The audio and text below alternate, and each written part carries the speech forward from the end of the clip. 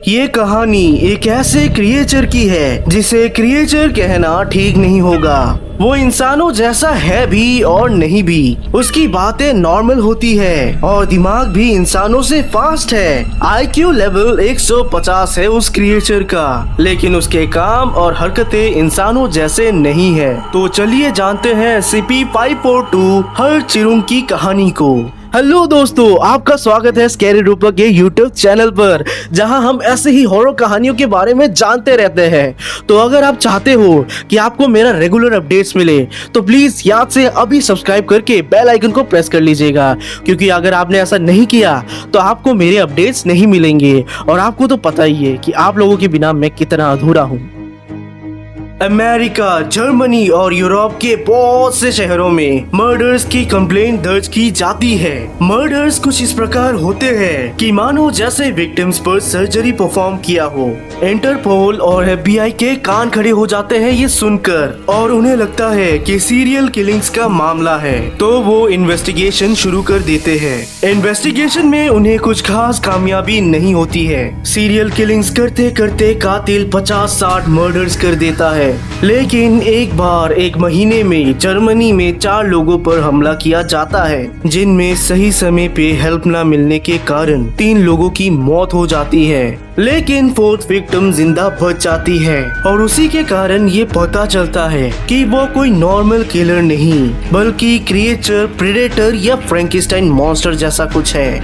उस 4th victim के बयान के मुताबिक, मैं अमेरिकन हूँ और मैं जर्मनी में घूमने कई बार आ चुकी हूँ, इसीलिए मुझे सारे बस और रोड के बारे में अच्छे से पता है। मैं एक दिन थके हुए हालत में घूम फिर के अपने होटल जा रही थी, तभी मैंने एक अजीब आदमी को देखा जिसने इतनी गर्मी में मिस्टर कोट जैसा कुछ पहना था और गॉगल भी पहन रखी थी। मुझे उस पे शक हुआ, लेकिन क्योंकि मैं बहुत थकी हुई थी तो मैंने उसे इग्नोर कर दिया। ये सिलसिला 3 दिन तक चलता रहा।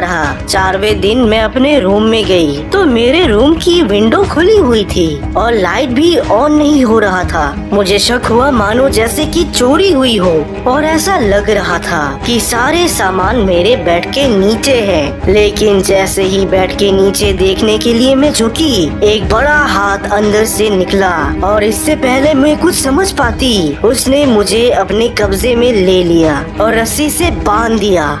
उसने अपना जैकेट निकाल के हैंगर पे रख दिया और उसका बॉडी देखकर मैं बहुत ही ज्यादा डर गई और चिल्लाने लगी जोर जोर से। लड़की का बयान दर्ज करने के बाद उसकी मेमोरी मिटा दी गई। एक SCP फाउंडेशन का एजेंट उस विक्टिम के बाजू वाले कमरे में रह रहा था, और एजेंट के बयान के मुताबिक, आवाज सुनते ही मैं तेजी से उस कमरे की ओर दौड़ा अपना पिस्तौल लेके, और जैसे मैंने दरवाजा तोड़ा मैं हक्का बक्का रह गया। मैंने देखा एक आदमी है जिसके हाथ उसके शरीर के हिसाब से बहुत लंबे हैं। उसकी उंगलियां मानो हर दिशा में घूम रही हो। उसका सर ऐसा था जैसे मानो कंकाल पे चमड़ी चिपका दिया हो, और स्किन अलग अलग शेड्स के थे, मानो जैसे बहुत सर्जरी करके चिपकाई गई हो। ये देखते ही मैं समझ गया कि ये एबनॉर्मल है, और मैंने फायरिंग चालू कर दी, लेकिन वो विंडो तोड़ के भाग गया। लड़की तो बच गई, लेकिन उसका एक पैर तब तक उस क्रिएचर ने काट दिया था। कुछ दिनों के बाद उस क्रिएचर को पकड़ लिया गया और उसे फाउंडेशन को सौंप दिया गया, और उसका नाम पड़ा SCP-542।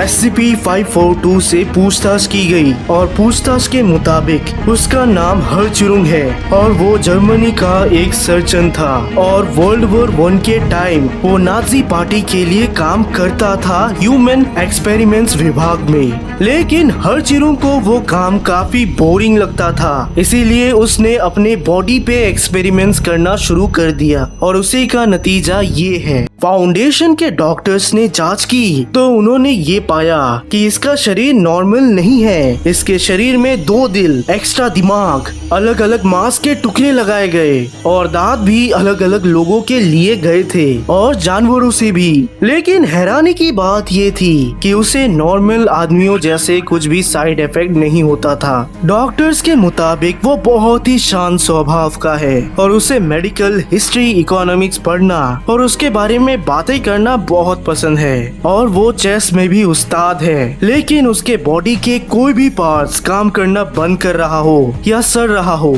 तो मानो जैसे कि वो बौखला जाता है और पागलों की तरह हरकत करने लगता है और शिकार पर निकल जाता है और पार्ट्स चेंज करते ही वो वापस नॉर्मल हो जाता है और इसी का नतीजा है सीरियल किलिंग्स।